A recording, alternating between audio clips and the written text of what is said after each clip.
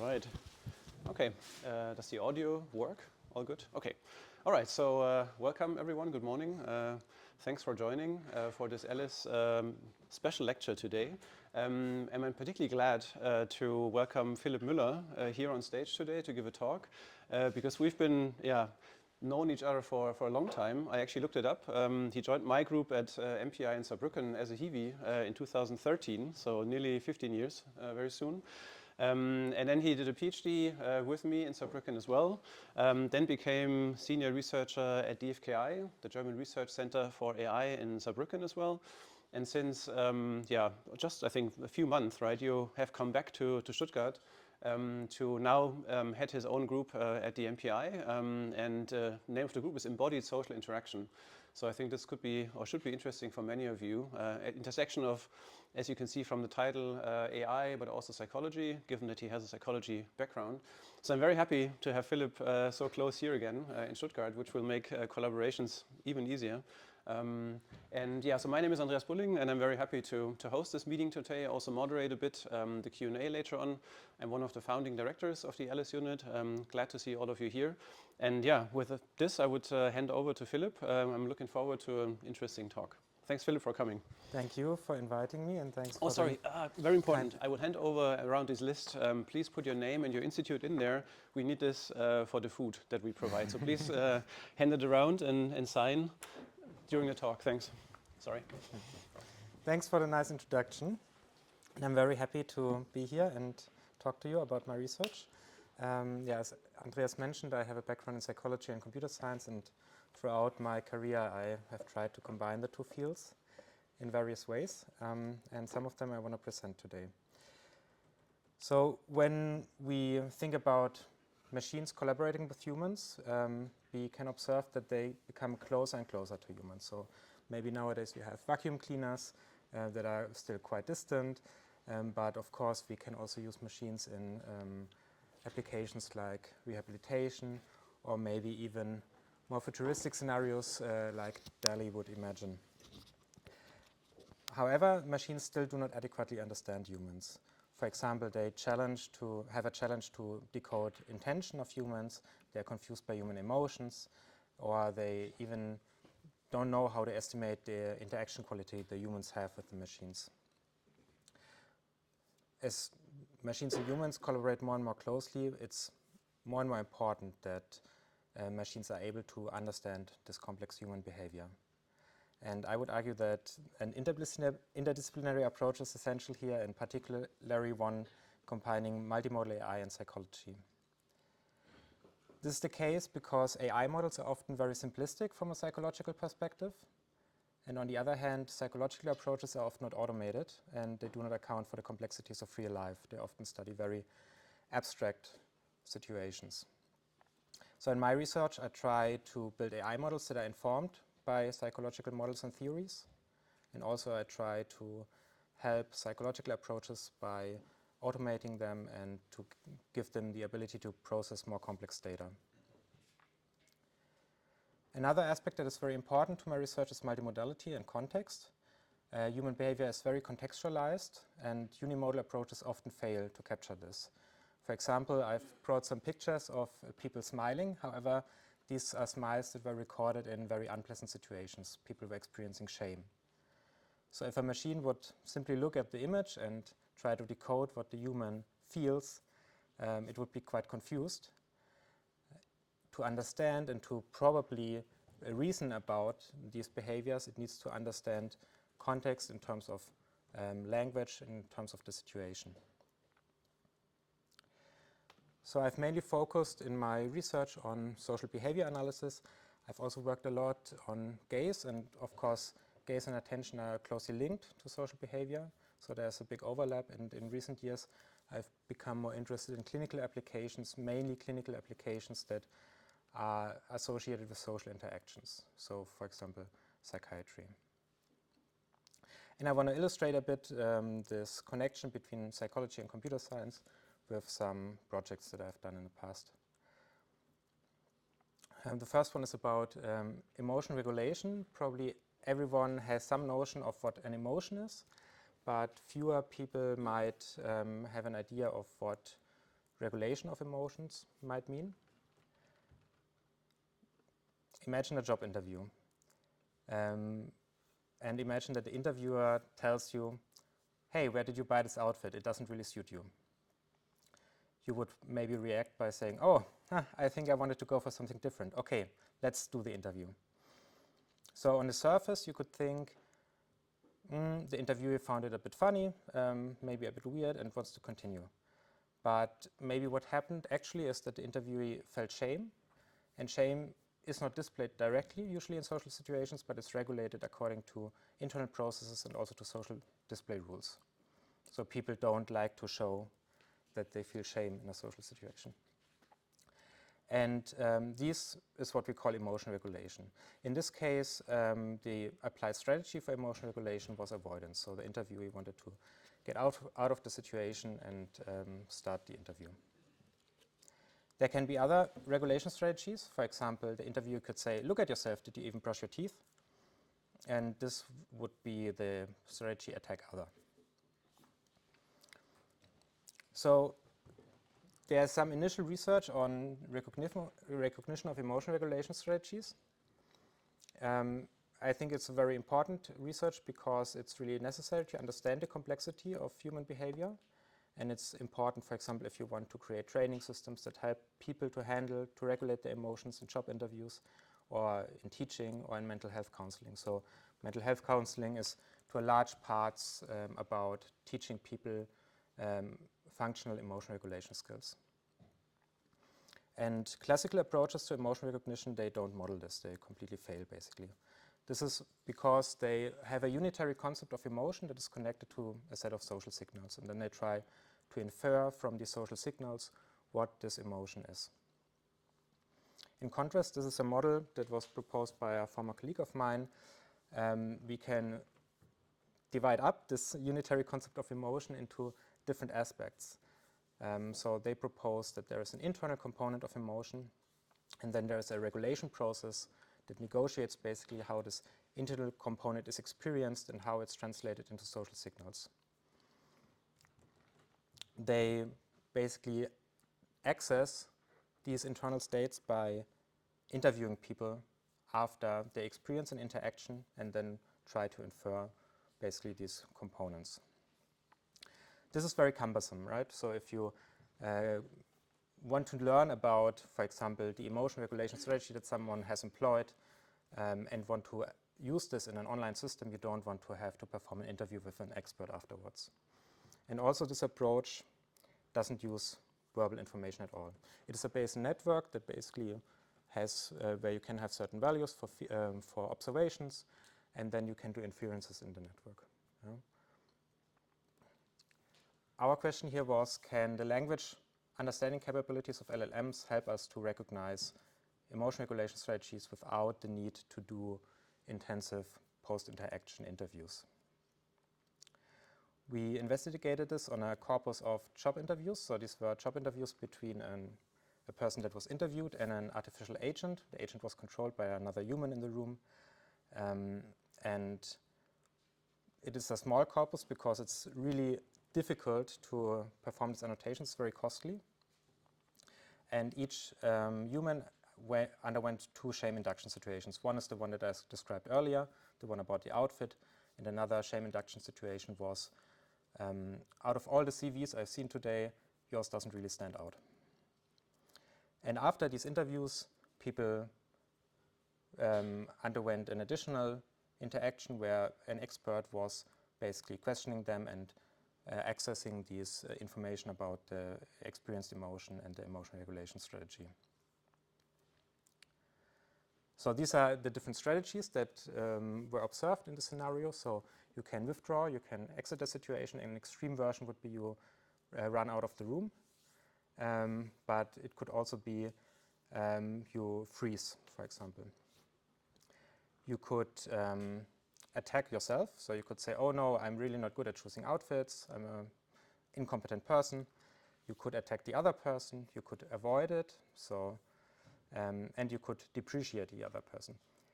The most functional strategy here would be stabilize self. So this acknowledges that other people can have other opinions and it doesn't really mean something that is threatening for your self-concept. So what we did here is that we encoded the situational context in a prompt for an LLM. So this contains information about the situation, but also what the interviewer said. We also encoded nonverbal behavior simply by translating nonverbal behavior expressions to text. For example, this could mean we say the interviewee shows a non-Duchenne smile. This means a smile that concentrates only on the mouth. And we also added personal context variables. And for the sake of experimentation, we also added verbalized introspection information. So this is structured information that was extracted from after the interaction in these additional interviews. The baseline we compare against is the Bayesian network that was specifically engineered for this problem. And these are the results. So in the first row here, or in the first 3 rows, we look at the situation where we have access to the verbalized introspection information. And here the Bayesian network performs very well. And the LLMs at the time we had Gamma and Llama 2, they also perform quite well. However, when we remove this information about the verbalized introspection, the Bayesian network completely breaks down, but the LLM can still perform quite well. What is also interesting is that the LLM seems to be able to integrate information from different modalities. So we get the best performance if we have all the different information, and much worse performance if one of the information is left out. The worst performance we observe if the transcript is missing. So this indicates that language is really an important source of information for this task. So this was an example how we can use a psychologically informed conceptualization of the problem. So we wouldn't have thought of emotion regulation in the first place, I guess, if there wouldn't be theories in psychology. And on the other hand, we can use multimodal machine learning to help to automatize processes in psychology. So this is very helpful in a lot of tasks that are high level, that involve complex social behavior, but also on more low level behavioral tasks, this is very an approach that can help us a lot. So I want to show work on eye contact detection. In this research, we were interested in classifying who looks at whom. So we have a situation where we have several cameras in a room, and our task is to tell basically which person looks at which other person's face. This is very important because it indicates turn-taking, engagement, and also leadership. During my PhD, I wanted to do it in a very hard way. So I didn't want to use any dedicated equipment for this, no dedicated eye tracker, no calibration. So it was supposed to work by simply putting some cameras in the room, not calibrating them, not knowing the geometric relation between the cameras. And also I didn't want to label anything. And at first glance, this sounds very hard, but we can exploit some assumptions about behavior of people. So when we look at research in psychology, we see that usually people tend to look at the person who is speaking. So the way this method works is, in the beginning, we run an off-the-shelf gaze estimator. So we can just, given an image of a person, estimate the direction of the gaze. But this doesn't tell us very much, because we don't know basically where the other people are in the scene, and we don't know which gaze ray basically is associated with another target person. But based on an observation of several minutes, we can estimate a distribution of the gaze estimates of this person.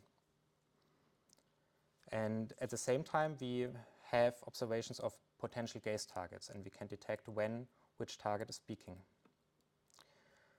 Based on this, combining these two, we can generate speaker-conditioned gaze estimate distributions. So these are the distribution of gaze estimates given, for example, target 1 is speaking or target 2 is speaking.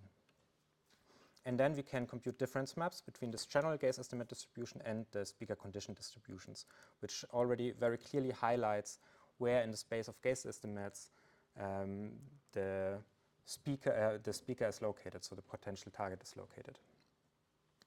And then the next step is that we do a heuristic labeling, which we then use to retrain an eye contact detector. So basically, we don't just map from the gaze ray to this labeling, but we use this information to train a classifier that uses image features to then classify eye contact. And this worked very well. So we were outperforming the baseline in this kind of research by a large margin. Our approach reached 0.63 accuracy. Baseline was at 0.39. And we could also show that if we add very precise ground truth speech information, this even can improve to 0.69. And also the different steps that I described. So for example, the training step was very important, and also to use actual gaze estimates and not just head pose. So this was an example how we can exploit knowledge about multimodal human behavior to help AI approaches to be very flexible and to be applicable to scenarios where we don't collect any training data. And at the same time, again, we have a new approach that automatically can code eye contact behavior without manual labeling. So, of course, I would like to work on all kinds of problems in human behavior analysis, and there's many aspects of human behavior that you want to describe to have a full understanding of a social interaction, but my time is limited. So what I do to facilitate progress in the field is I organize, together with people from Uni Stuttgart, Uni Augsburg, and INRIA, a challenge on multimodal behavior recognition. This has been running since several years, and we have looked at several tasks. For example, we started with eye contact detection, the problem that I just described. We also looked at backchannel detection. Backchannels are small interjections that listeners make in order to signal they are attending or they are agreeing with the speaker. We looked at bodily behavior recognition, and in the recent years we focused mainly on engagement estimation. In particular, we are interested in making a long-lasting impact, so we continue offering the competition for tasks that have been introduced in the past. And this can be observed, so this has a huge positive impact, because here we can see how the best performance in each challenge here developed over the different years. We started with a performance of 0.52 in 21 for eye contact detection, and now over the years we now reach an accuracy of 0.82. So I think this is really a great lasting impact of this endeavor. Another positive side effect is that we have now a very comprehensively annotated data set of social interactions. So all these behaviors that I showed in the first 3 years, they are annotated on the MPI group interaction data set, which is a data set of 4 people interacting with each other. And in addition to these annotations, we also have annotations on the session level concerning leadership, dominance, liking, rapport, and also Big 5 personality inventory. So it's a great data set, in my opinion, if you want to study social behavior in a group setting, especially if you're interested in, for example, multitask learning approaches. I want to focus a bit on engagement estimation, because this is something we concentrate on in the recent years. So also 2025 we had this task, and we expand this task progressively. Engagement can be defined as the concept or the value that a participant in an interaction attributes to the goal of being together with other participants and of continuing the interaction. This is an example of a person being engaged on different levels in a conversation. This data set is a data set where a novice talks to an expert, and the expert basically teaches something to the novice. Here we see the novice, and we see an example where he is very unengaged because he is talking to someone else on the phone. So there's basically zero engagement with the interaction partner. Then there's an example where the person has a medium engagement level, and an example where the person has a high engagement level. And you can see that, of course, engagement is related to observable features, but it's not a simple relationship. There can be different behaviors that indicate high or low engagement.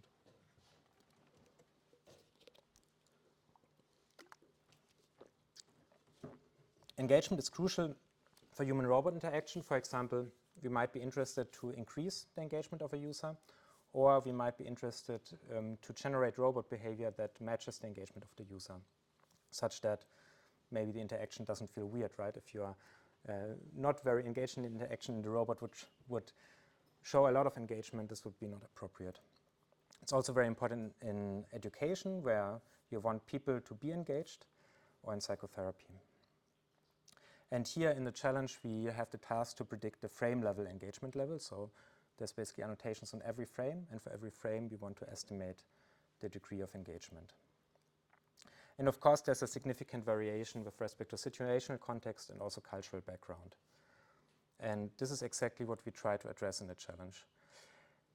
One example of this variation in cultural background is shown here. So this is similar data from a similar setup, basically the same novice expert setup, only we look at the engagement in different cultures. So we have dyads from Japan, and we have dyads from Germany, France, and England.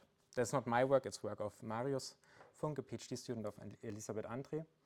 But what is interesting here is that there's a very distinct pattern of the engagement correlation. So the graph shows the correlation between the engagement of the novice with the engagement of the expert.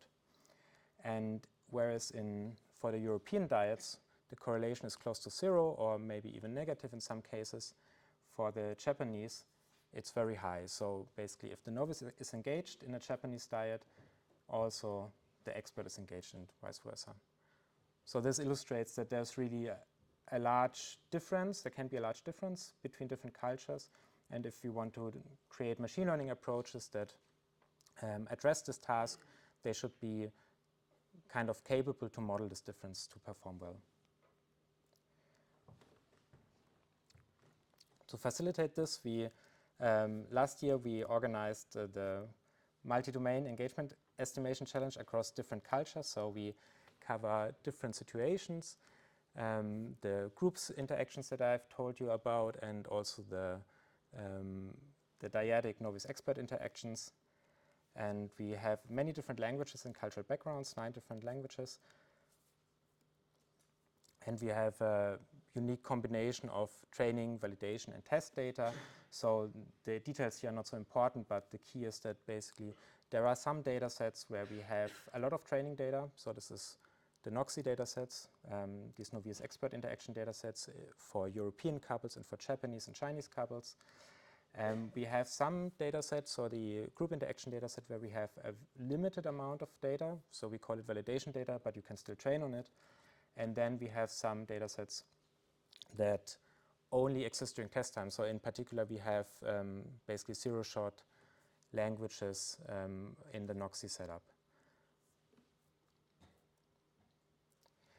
And usually this is very hard to do this large kind of experiments. So if people would like to work on cross-domain engagement estimation, they would need to process a lot of data sets, collect a lot of data sets, process all the features, and it's very prohibitive. So actually, we are not aware of anyone doing cross-domain engagement estimation before we introduce this challenge. And to facilitate that people can easily work on it, we provide a very comprehensive set of up-to-date features and also provide baseline evaluations.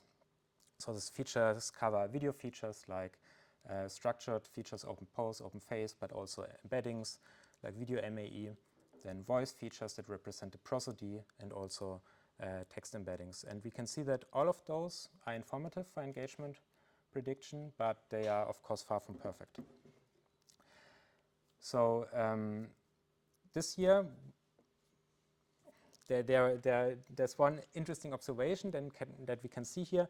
So last year, basically, we had not all the data sets that we have now. We didn't have the Japanese and Chinese data set. And the best performing method from last year is shown in the middle here. And I'm trying to find a pointer. No, never mind. The main training resource this method has was basically the NOXI data set. It reached 0.76 on the test set here, and then had only a little bit of training data to adapt to MPI group interaction and no training data to adapt to the data set with additional languages. there's quite a large gap between NOXI and MPI group interaction and the additional languages. So this year we added a new dataset, a new training dataset, and this of course helped people to improve the overall performance on all of these datasets that were also present the year before. But what is most important to me is that it also reduced the gap between the dataset where we have a lot of data available, so the NOXI dataset, and the more data scarce scenarios, so the MPI group interaction dataset and the additional languages. So this is really very encouraging. And also when we look at the method that has won this year, it's the first time in this challenge, also in the field for engagement estimation, that methods really explicitly model multiple domains. So this method, for example, learns domain prompt vector, basically, which represents each data set and is appended to the input. And it was quite effective. So yeah, this is very encouraging, and we try to expand on this. So for this year, we we increase the diversity even more. So we add a new data set that basically has a totally different social scenario. These are child-play interactions. So in some cases, children play with each other. In another case, child plays with a robot. And not only the interactions are very different, so they are, for example, much less language-based, because children don't speak so much during playing. It's more about the play behavior. But we also have a different concept of engagement. So here we distinguish between social engagement and task engagement. This is a categorical distinction, and it will be very interesting to see how people might come up with methods that make use of this very large heterogeneity of data sets. If you want to participate, so it will probably take place from March to June, and you can sign up to the mailing list.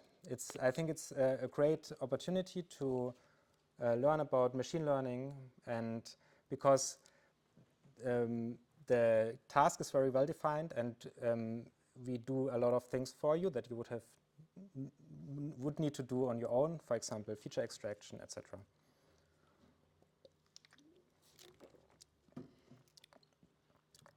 If you cannot wait so long, I also have another opportunity for you. So this is a competition I'm organizing at IEEE Face and Gesture, together with colleagues from Sweden and France and Georgia.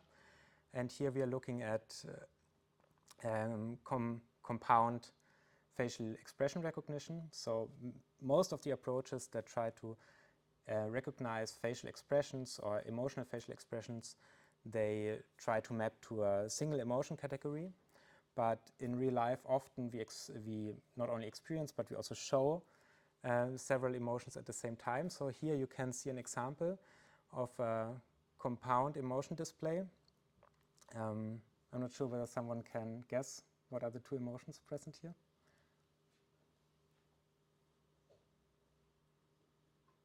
It's one of the 5 and plus another one of the 5. So happy, sadness, anger, fear, and surprise are the candidates, and it's 2 of them.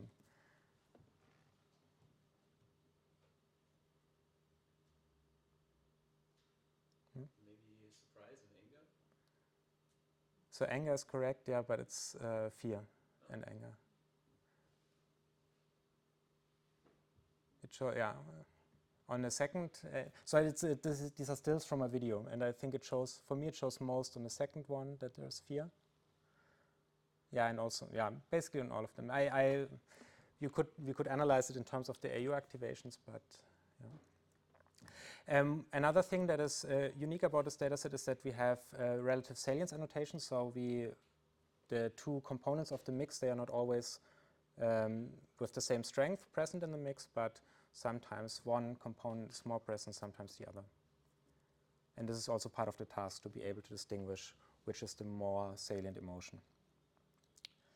Okay, so I've talked a lot about recognition or understanding visible human behavior.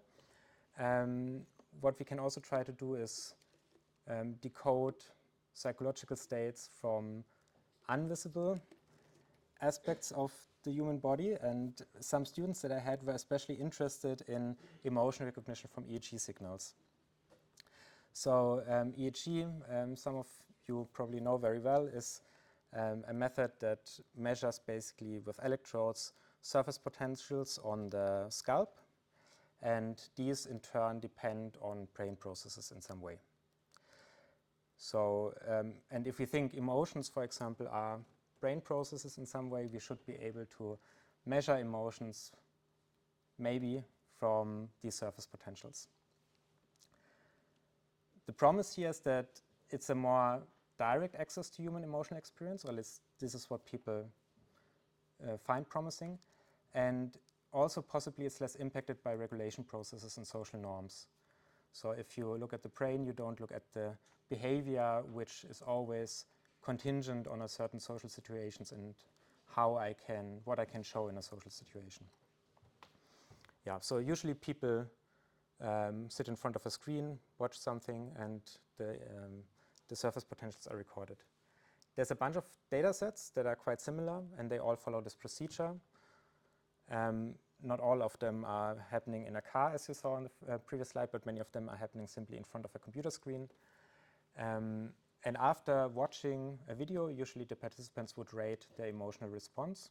Often this is two-dimensional. They rate valence and they rate arousal. So valence represents whether something is positive or negative, and arousal is relatively self-explanatory. And there's a bunch of data sets, and they all follow the same procedure. Basically, there's only slight differences in those. So when we want to start working on this problem, of course, we want to know what is the state of the art. What is the best method for EEG emotion recognition? And we try to find this out. And these are, for example, 3 examples. So most methods use some kind of neural network. They have different assumptions about independences.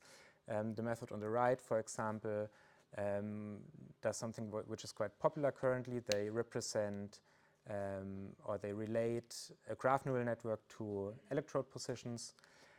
But for us, it was very difficult to find out what is really the best method. And we felt that there was no unified evaluation protocol for EEG emotion recognition approaches.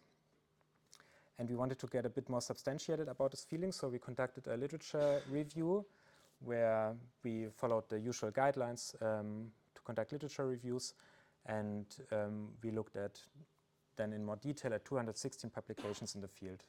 This is really a huge field, so many people try to do EEG emotion recognition, and this is also indicated by the fact that we needed to reduce the number of publications we look at from almost 700 by simply dropping publications that were not cited that much. So these 216 are really relevant publications that were actually cited quite a lot. So it's the uppermost quarter of cited publications every year. So we were looking at which datasets do they evaluate on, and there are several datasets. So one very popular one is the deep dataset. And we were also looking at the number of datasets each publication uses. So ideally, you want each publication to evaluate on several datasets, and you have more chance to compare between the papers, right? Unfortunately, many only use one dataset or 2 datasets, so it might be difficult. But at the same time, at least 157 of the 216 publications evaluate on the deep dataset. So maybe the deep dataset is the benchmark that we can use to compare all these approaches and identify the state of the art. However, if you look a bit in more detail how they do this, we get new problems. So usually the annotations on these datasets are on a scale from 1 to 9, and then to define the ground truth for the machine learning algorithm, these are binarized often. So sometimes they create 3 classes, but mostly they are binarized. And the thresholds that are used for binarization are not consistent. So this has a huge impact on the performance that you can achieve. For example, if you threshold at 5 for deep, then the high valence class has a class probability of 56.5%.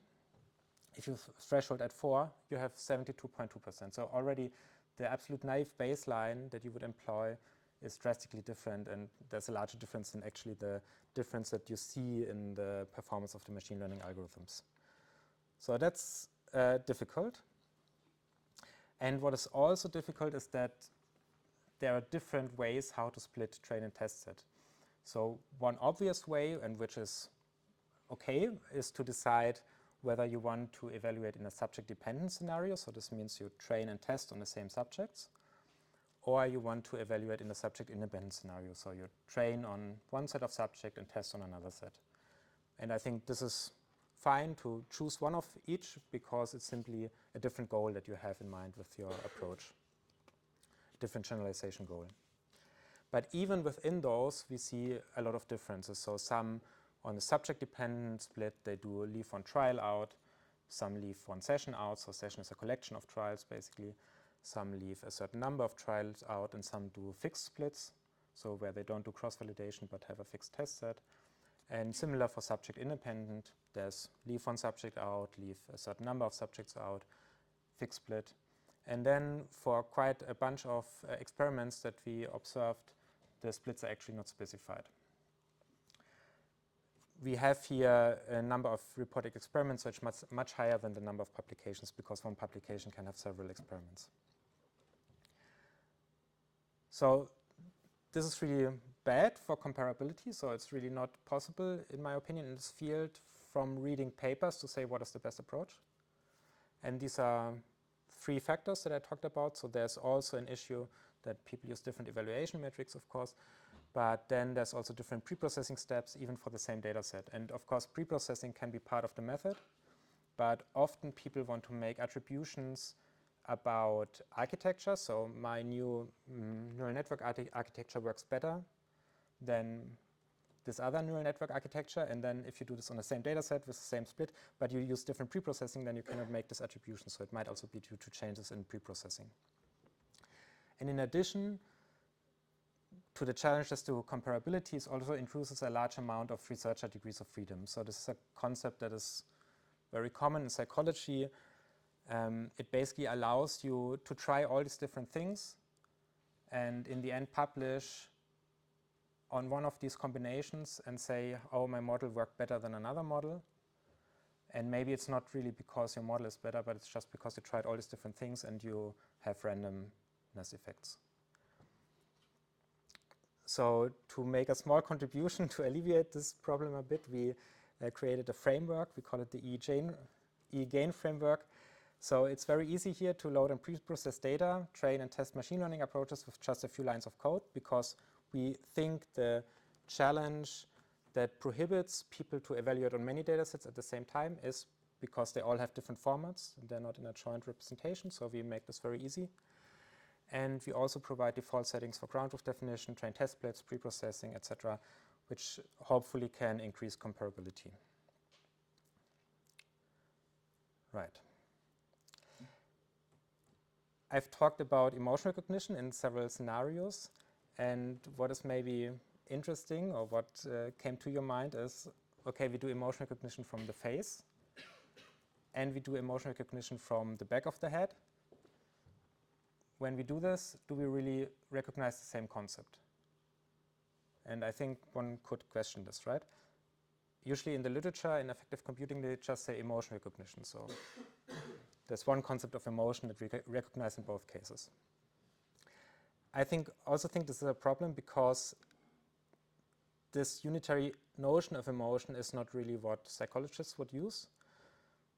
One very popular model in psychology is the component model of emotion, which describes emotion as having several components, so the exact components you can argue about.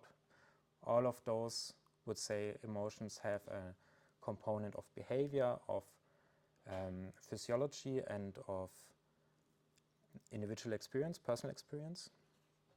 In this model, we have some additional components. So expression could be the facial expression, a smile. The individual experience would be, how do I feel? Maybe I feel weak, I feel like a child. Cognition would be, could be a cognitive appraisal of the situation. For example, oh, this behavior was overstepping. Motivation relates to what I want to do. So I want to run out of the room, I want to destroy something, for example. And physiology and neurology relates to brain states and skin conductance, for example. So what we do when we do emotion recognition from the face is we don't do emotion recognition, but we recognize the expression component of emotions. In a similar way, when we do emotion recognition from the EEG, we recognize the physiological component, or maybe I would even say correlates of the physiological components, because what we see in the EEG is not really the physiological component, but it's probably the neurological component, but it's probably correlated to it. Okay, I think that's really important, and which component to model also depends on the use case. So, for example, if I'm interested in studying conversation dynamics, maybe I'm more interested in expression. If I'm interested in predicting behavior, I'm more interested in motivation. If I'm interested in creating agents that can be empathetic, I should look at personal individual experience. And one of the key challenges, I think, here for the field of emotion recognition currently is to integrate individual experience, cognition, and motivation in emotion recognition approaches. So they mainly focus on expression, but this is really a big challenge. And I think here we need multimodal approaches because these all relate to language in a certain way. And we also need multi-method approaches in the sense that we need different methods how we can collect data and how we can annotate data. So it's not enough to grab some videos from the internet and say, oh, this person has this emotion, but probably we also need to talk to people to access individual experience. And what I find very interesting and crucial here is emotion regulation processes, because they, for example, negotiate how individual experience would translate to expression under certain rules. Okay. I'm not sure about the time. We have 45 minutes. Okay. So yeah, I can talk a bit about clinical applications. So this is some preliminary work mainly, but I want to illustrate this field because I think it's a very important field where we can have a lot of impact with these kind of technologies. So I'm mainly interested in mental health. So mental health conditions have a huge impact on patients and society. So patients suffer a lot and society needs to pay a lot to cover the costs of these conditions. And we could try to support at different points along the care pathway. For example, we can help in diagnosis or making diagnosis more precise. For example, we can try to help in treatment, to help therapists understand, for example, the patient-therapist relation, which is very important for treatment outcome. Or we can also help in follow-up care. And one of the prerequisites for this would be to be able to categorize patient or client behavior across different timescales. And I just want to show two examples here. So one is timescale, the utterance level, and the other would be the conversation level. So on the utterance level, one work that we have done is on motivational interviews. Motivational interviews are used to induce a behavior change in client, for example, to reduce alcohol consumption or to improve your oral hygiene. And we are interested in different categorizations of utterances here. And what is interesting or special in these scenarios is that the roles are asymmetric. So we have a therapist, and for the therapist, maybe we're interested in knowing which techniques they apply. For example, if they provide a reflection to the patients, if they ask a question or give input. And for the client, we are maybe mainly interested whether they indicate they want to change their behavior, they don't say anything about this, or they want to keep not brushing their teeth. Until now, or before our work, basically, these two approaches were, or these two categorization tasks were modeled independently, and we could show that actually by using a multitask formulation, we could improve the performance a lot here.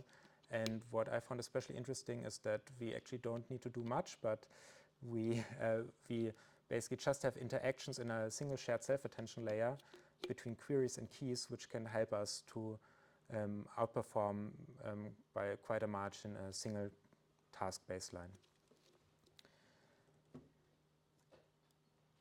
So on a conversation level, one thing that is mainly interesting for people in the field is diagnosis.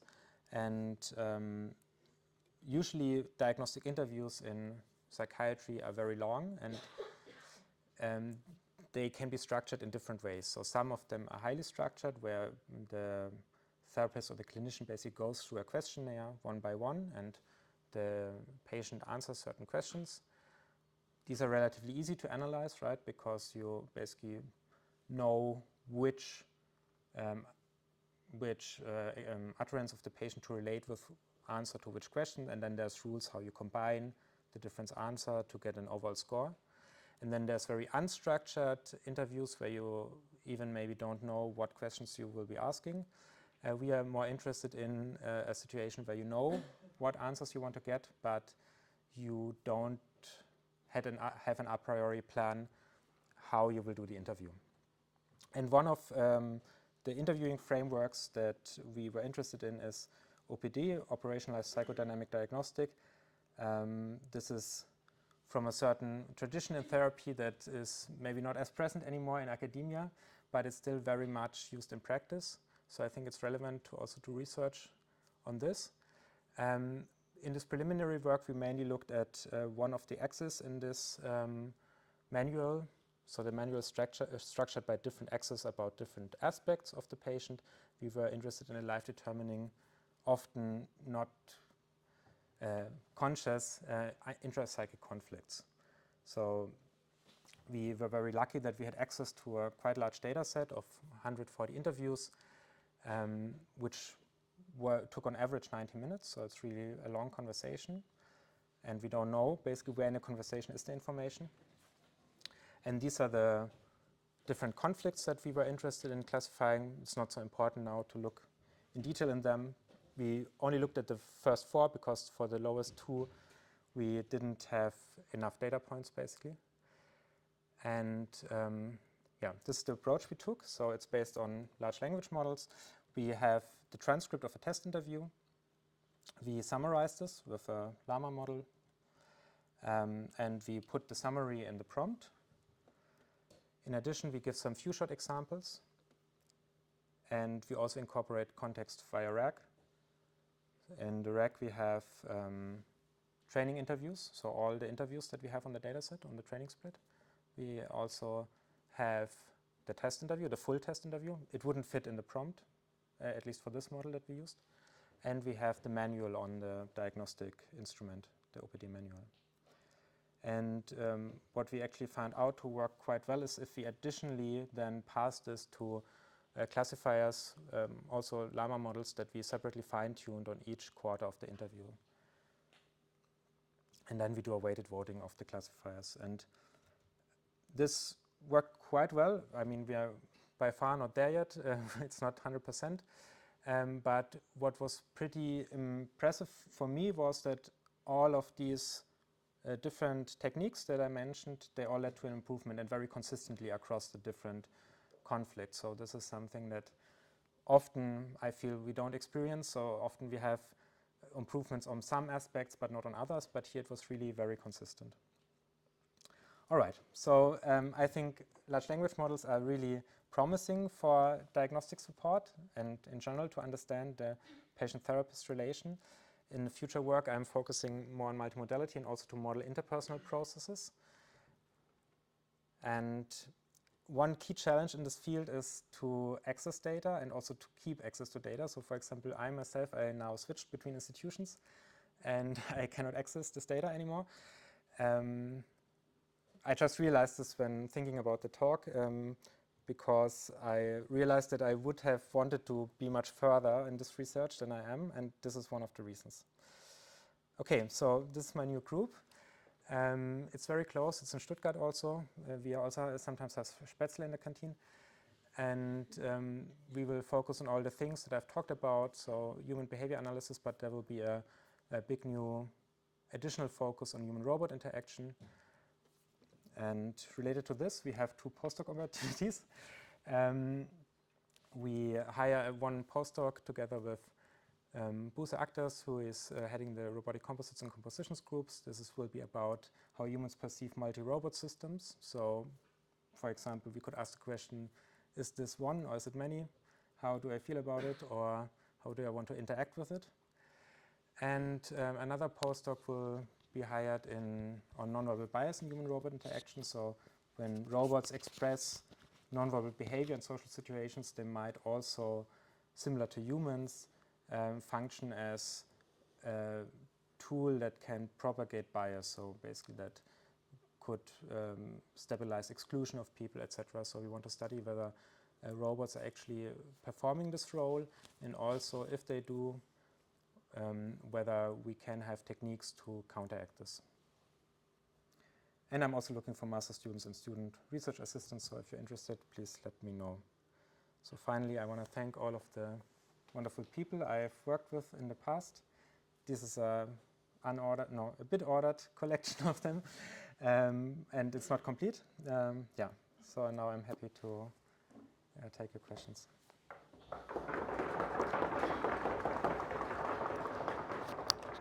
All right, thank you very much for this very interesting talk. We have time for questions, and I would hand around this small microphone, so please make sure, before asking your question, get the microphone. Otherwise, we cannot record the question. And maybe you could hand it over yourself, so I don't have to run around the room. Thanks. Hi, thanks a lot for your talk. It was very interesting. And you worked on many things. I have a question about the first study, actually, about emotional regulation. Yep.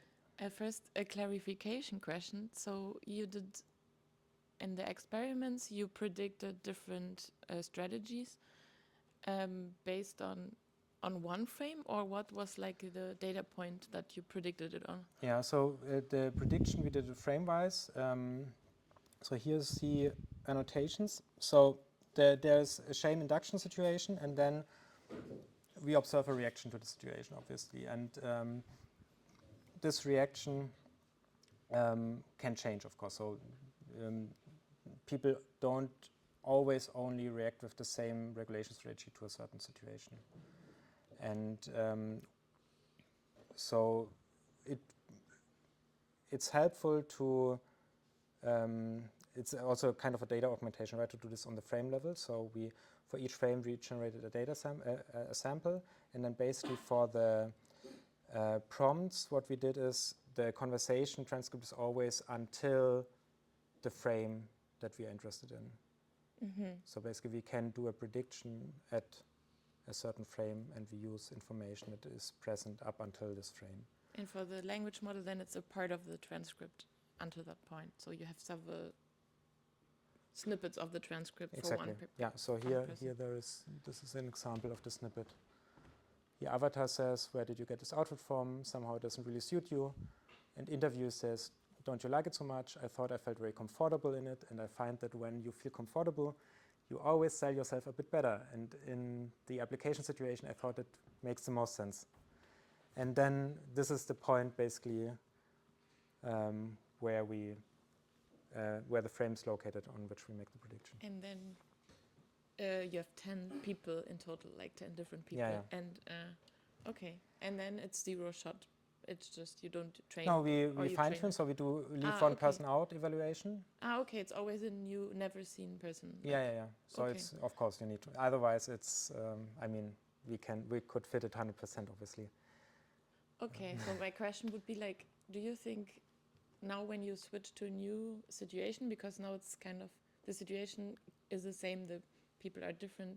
Yeah. You would it would be much more difficult, and do you think you would also, because now the way you incorporate the multimodal aspect is a bit like, in terms of, you describe it in some way, you think it would be beneficial to do it more complex, like you showed later in your other studies?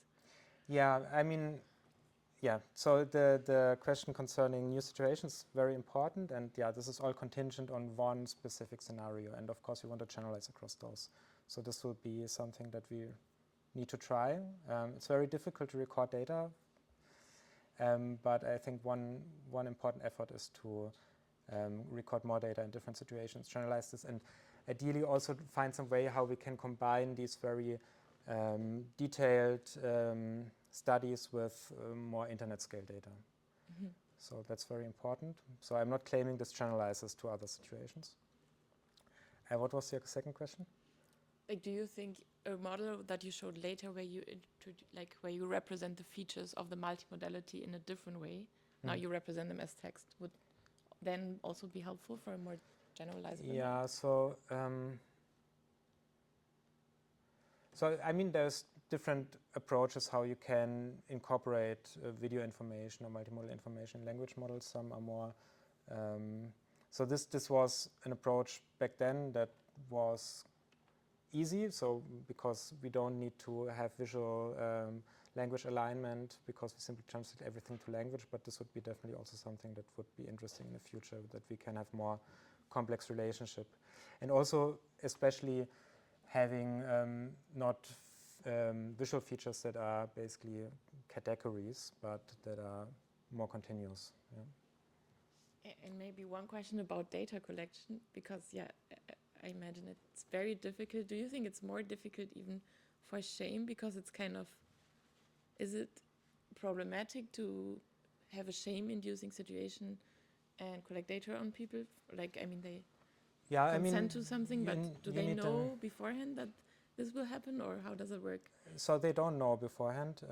They believed that they had an interview, and you need an ethics approval for this, of course. Shame is relatively easy to induce, I would say. It's some other emotions are more difficult, like sadness, like profound sadness is much harder to induce but shame is very pervasive in social interactions, I would say. And less subjective compared to sadness? Like, what induces shame is less subjective than what induces sadness? Yeah. I mean, I guess we all would be sad if our most significant person would pass away. Yeah. But this is not an induction that we can do in an experiment, obviously. Thank you. Further questions? Thank you for your talk. I have a question with regard to your statement that multimodal and multi-methods is required for predicting context, right? So, but I wonder, are there specific emotion complexity whether language alone is sufficient, or like a competitive predictor without the other modality? So I think we would need to think about what. So the argument here was what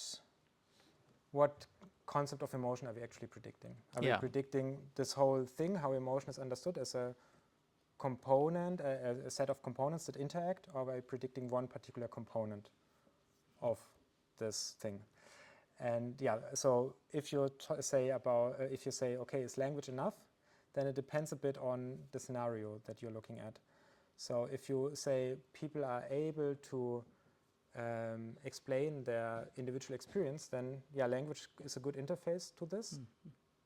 But maybe people have different degrees of ability to kind of explain their individual experience. So this is even difficult. I think for aspects like motivation, language is very important. But you need, I think it's usually these are latent factors, right? These are not directly observable factors. So I think you always want to have some model about the situation, about the background of the person, and I think language is very powerful tool here to predict, and but it very much depends on the precise situation that you look at.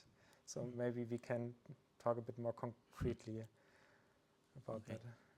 Thank you.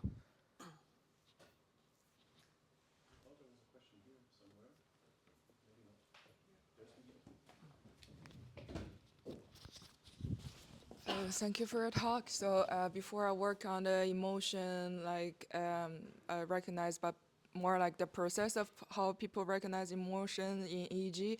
But I have actually never thought about like it can be two different things. So it is really a new insight for me. So thank you. And I have a more like a curiosity than a question. So if I remember correctly, is the like be more data set like where like two emotions are mixed together?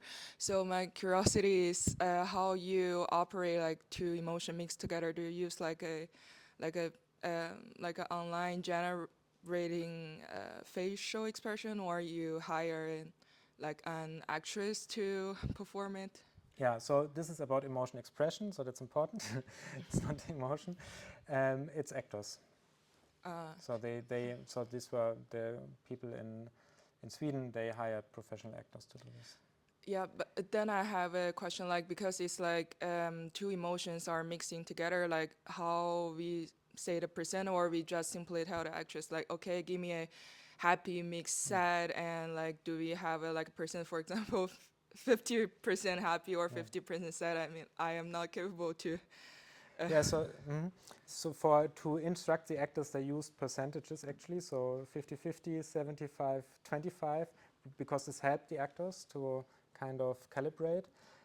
But I think we cannot say, okay, one emotion is present with a certain percentage. We just can make, so we basically have two categories. One emotion is more salient than the other, or the emotions have the same salience. This is what we have in terms of. Yeah, and then the people need to recognize. I just need to recognize, like, for example, they got happy and sad inside. I don't need to like say, okay, this is 70%, this is 30%, right? So the machine learning method needs to do this. Yeah. Yeah. Okay. Thank you. Any further questions? At the very back, but I can go there. It's fine.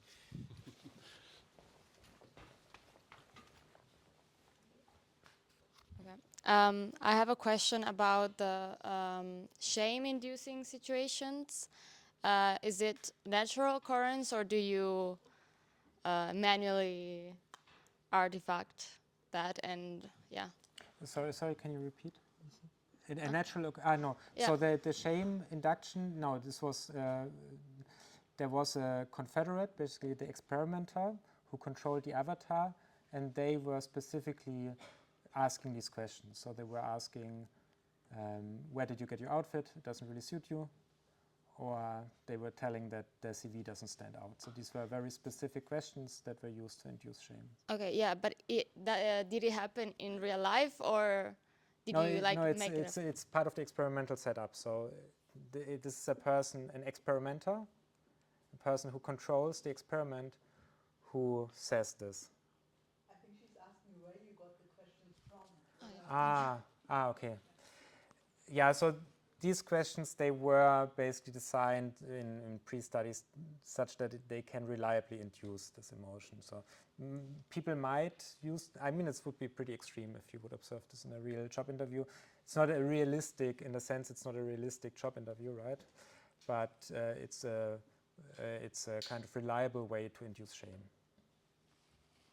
Okay. And what do you think are the implications of using questions that didn't really occur in real life situations? Yeah, of course there can be a challenge to generalizability. So this study, I fully agree with you that we cannot make any claims to generalize across the situation. It was the first study that looked at recognizing emotion regulation with these kind of techniques. But yeah, then there's some indication that it might work. But of course, we need to use different scenarios, and we need to try to come closer to real-life scenarios, which is difficult. I have some ideas on this, but... Okay. Thank you very much. Any other questions? I mean, otherwise I also have one. If I'm not mistaken, I think all the studies you showed are in a disembodied setting, right? So the AI system is not embodied. And I was wondering, also given the direction of your group, what changes if you now move to embodied situations where the AI is embodied, has the ability to also act and influence the world? For example, how much of this research might transfer to these embodied situations, but maybe also which new challenges arise in those, and what do you have to maybe add to these approaches to make them work?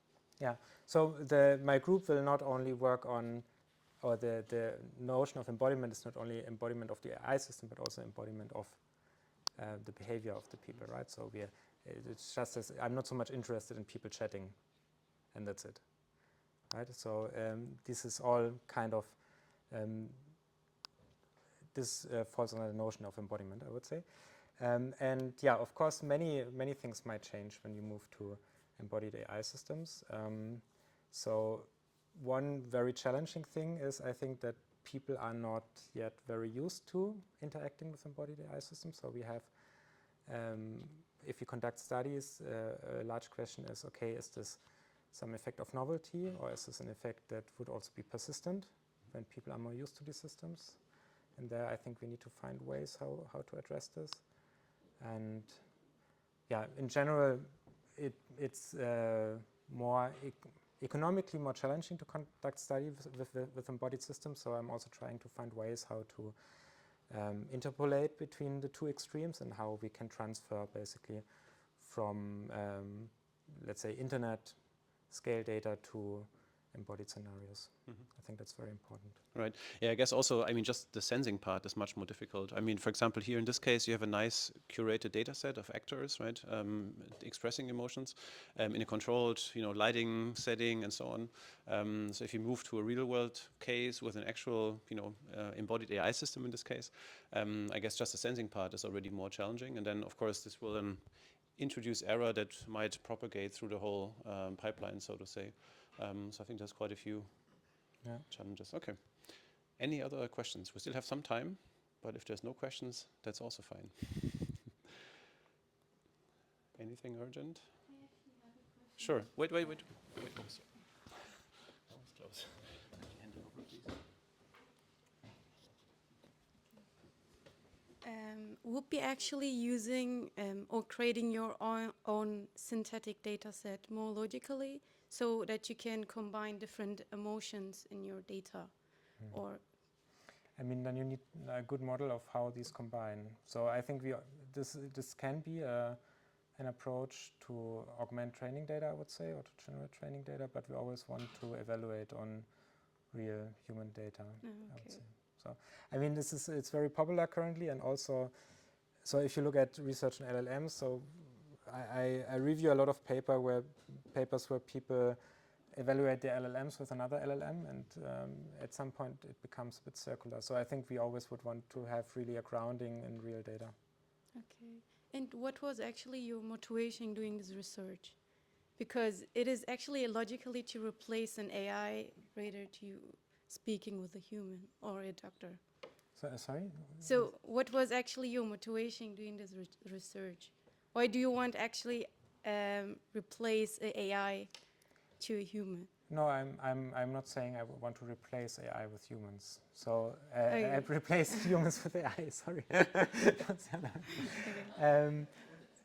So I think, and this is especially relevant, for example, in psychotherapy, where the goal, at least my goal, is not to create an artificial therapist, but it's to help therapists become more aware of the interaction. So one thing that I'm also working on, I've not mentioned it here now, is, for example, a therapeutic alliance. It describes the quality of the relation between therapist and patient. And what is actually quite surprising is that often therapists, they are not that good in estimating the therapeutic alliance. And there is some, and actually machine learning approaches that are developed are quite good. So this is preliminary research, but I think there it can help therapists a lot, for example, to understand when, for example, a rupture in the alliance might occur, and this can be very beneficial. Yeah. Of course, there's always a danger to say, okay, this is a cheap method, and we are not interested in human interaction anymore. Yeah. Okay, thank I you. share this concern also. Yeah. I don't see any other hands up. Thank you. In this case, thank you very much again, Philipp, for this interesting talk and also for the discussion. Just two things. Where is the attendance list? Remember, if It's back to you. Okay, great. And the number of names there roughly matches the number of people. Okay, perfect. Just as a quick note, the ELLIS unit is organizing distinguished lectures every month. So if you're interested in general AI, machine learning, intelligent systems, research at the intersection also of these fields with others, for example, psychology, make sure to keep an eye out for the posters. The new series will be announced very soon. We have a great lineup of speakers, very distinguished people from all across Europe. So if you're interested in this, make sure to not miss any of the future talks as well.